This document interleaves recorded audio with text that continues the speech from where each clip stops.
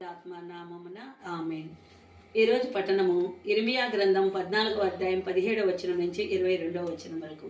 సువార్త మత్తయి సువార్త 13వ అధ్యాయం 36వ వచనం నుంచి 43వ వచనం వరకు.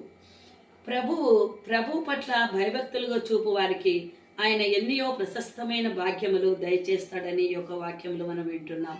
ఎల్లరూ చూచుచుండగా నిన్ను నమ్మిన వారు నీ దొడ్డ భాగ్యములను ప్రసాదింతువు, నీ భక్తులను నీ సన్నిధిలో భద్రముగా ఉంచుకొందువు. దేవుని నమ్మి దేవుని చింతకు వచ్చిన వాళ్ళను దేవుడు భద్రంగా ఉంచుతాడని ఇక్కడ వాక్యం చెప్తుంది.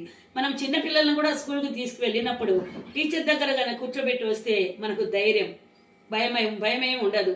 పిల్లవాడు ఎప్పుడైతే బయట ఉండించుకుంటామో అప్పుడే మనకు భయం, బయట తిరుగుతున్నాడో, ఏ దొంగలు వస్తారో, ఏది జరుగుతుందో అని. కానీ అదే టీచర్ దగ్గర ఉంటే ఎంత భద్రత ఉంటుందని మనకు నమ్ముతామో, మనము దేవుని ఎడలు ఉన్నప్పుడు కూడా మనకు అదే భద్రతగా దేవుడు మనల్ని